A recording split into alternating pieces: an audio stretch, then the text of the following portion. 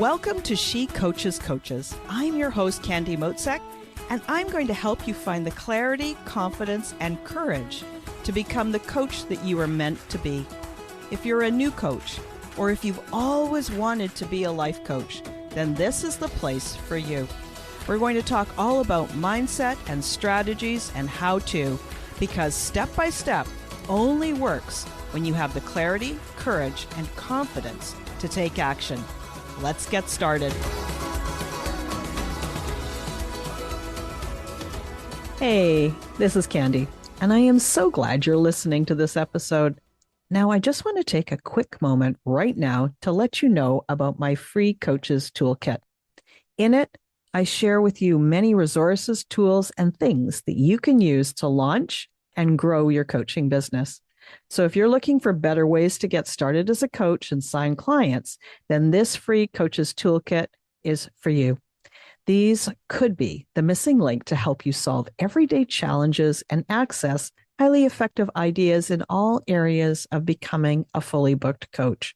And the best part about these tools is that they are completely free and my gift to you for being a valued member of my community and a subscriber to the show.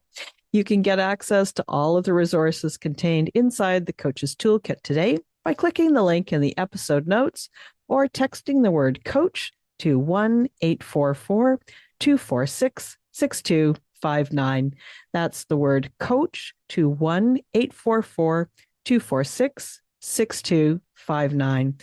Go ahead and register today, get access to all those resources, and I'm going to see you on the inside. Now, here is today's episode. It is weird, and it's so odd that it is so difficult to explain what coaching is. I think it's because it's still a relatively new field, and many people have heard the word coach or life coach, but they don't really know what it means. They equate the word coach with a sports coach or some kind of driving coach or a football coach. But a life coach, a wellness coach, a leadership coach, they play different roles, and that creates the confusion. So here's an example of a conversation that many coaches have had, and I'm curious if you've ever experienced something like this too. So you're at an event, maybe you're at a party, and you're talking to somebody and you find yourself telling them about becoming a coach. I'm going to be a coach and I'm going to start growing my coaching business and I'm signing clients and it's just the best thing ever. And then they look at you and they say, so what exactly is coaching? And in response, you might find yourself fumbling and mumbling and kind of getting sweaty palms and red in the face as you try to find an explanation that makes sense to somebody who's never experienced coaching before. Maybe your response sounds something like this. Coaching is really great. We talk and I ask you questions and then eventually you have a transformation and life becomes so fulfilling and it's just awesome. And at the same time, as your mouth is saying those words, in your mind, you are thinking to your head, oh my gosh, you're kidding me. I'm an intelligent person and a well-trained coach. Why can't I get my foot out of my mouth? I sound like I don't even know what I'm talking about. I sound like an idiot. You know, it's funny because my stomach actually is kind of tensed up as I was writing that and reading it to you, because I used to have the same challenge too. And, you remember those experiences. And that's one of the reasons for this episode. I want to make it easier for you too. I never had a great way of explaining coaching. And the people that I trained with basically said, listen, the easiest way is for you to give somebody an experience of coaching. And while I agree that an experience of coaching is an amazing way for somebody to really get it, you also sometimes need to be able to explain it too, right? So I'm going to tell you that right now, only waiting until you can give somebody an experience of coaching and never actually telling people about it is really not the best approach. It's guaranteed to slow down your business growth. It's guaranteed to make you feel still uncomfortable talking to people about doing something that's new, that you're excited about, and that you know you're meant to be doing. So I learned this explanation a few years ago, and I learned it and it was freely shared with me. And I want to share it with you too. Now, unfortunately, I don't remember the name of the person who shared it with me, or I would quote them and give them credit. But do know that this isn't my explanation. So if you like it, make it yours. If for some reason I do find the person, I'll come back and add it to the episode notes. So for explaining coaching, we use an example. We love stories because we're made to understand stories and it helps us get the concept better. So let's talk about somebody who wants to learn how to ride a bike. So if you went to a therapist and you wanted to learn how to ride a bike, you would find yourself sitting in a chair looking at the bike with your therapist. You might speak about all the times you tried to ride in the past and that it never worked. You might look at the dirt on the tires and remember the time that you fell over. You might remember feeling kind of upset because you kept falling off and skinning your knees. It was embarrassing and painful. And people might laugh at you and tease you. And eventually you gave up. Now you're seeing this therapist because you avoid bikes all the time. And in fact, you turn around and you walk away when you see a bike. You would talk about those feelings. You would speak about that situation and how painful it was. And the therapist would help you using their many skills and expertise. So through examining the past, they would encourage you and support you in your healing journey so that you could be around a bike and actually not feel so triggered. Now, if instead you went to a consultant to learn how to ride a bike, the consultant would interview you. They might ask you all kinds of things like, how do you want to ride this bike? Do you want to be on trails or on the road? Will you be in the city? What kind of weather will it be? Will you ride in all seasons or only in sunny weather? Do you want to use it for exercise, for fun, commuting? So they're going to ask you all kinds of very specific questions. Then they're going to take that bike away and they're going to take it apart and they're going to analyze it. They're going to examine all the aspects. They're going to look at the gears, look at the brakes, look at the tires, look at the handlebars, and they're going to return and give you a very comprehensive report. And it's probably going to be about 500 pages.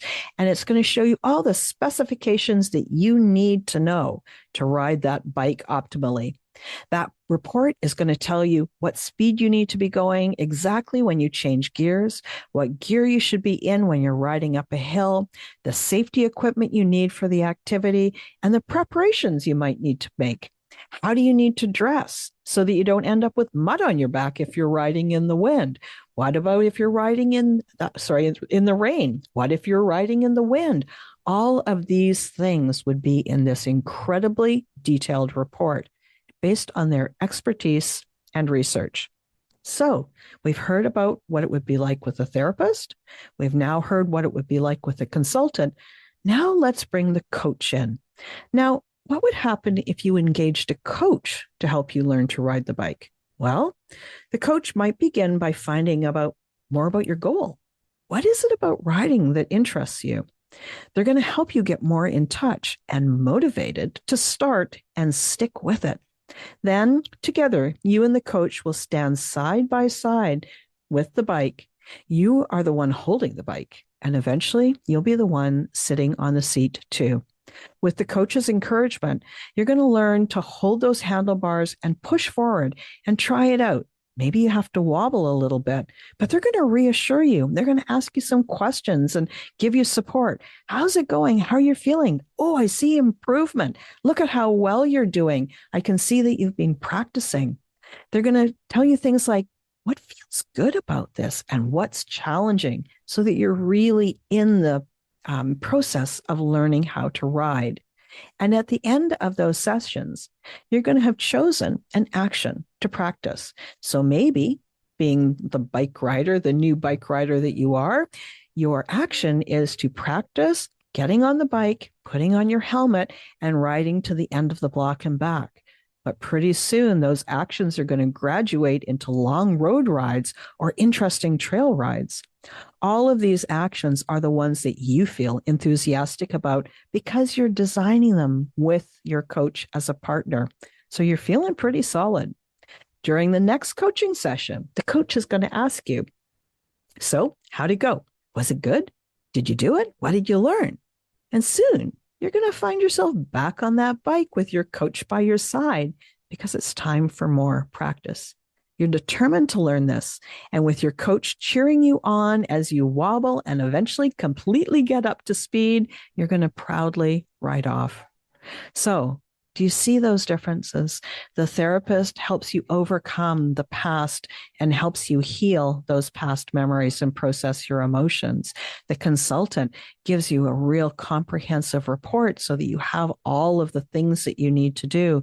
But the coach works side by side and encourages you to actually get on the bike, to learn how to ride the bike, to make your own mistakes, to get supported while you need it. Maybe you need somebody to cheer you on. So that is the difference between coaching, working with a consultant, and working with a therapist. Listen, I am so glad you're here listening to me. And now I want to hear from you. What do you think about comparing therapy and coaching and working with a consultant? Did this hit the mark for you? I'd like to hear. So take a screenshot of this episode and tag me at Candy Motzek. Tell me what you learned. Tell me what you're thinking, and tell me what you're going to do about it next. I would love it if you would take this explanation and make it your own, and then you too have got a way that you can explain what coaching is. If you want to hear more, you want more help, or if you just had enough of doing all of this on your own, or you're feeling kind of overwhelmed, then we should talk about how we could work together. Working with me is going to make your journey from startup to fully booked so much easier and fun too. So let's talk. Click the link in the episode notes to find out how to apply to work with me. And I'll be back to talk to you again next week. Thanks again for listening today. Please hop on over to Apple Podcasts and leave a review. Also, I would love to hear from you. Did something that I say resonate? What else would you like to learn about? Click the link in the player and leave a comment on the post. This is going to give me great ideas for future episodes so I can help you best. Join me again next week for more coaching, support, and teaching to help you become the confident coach you are meant to be.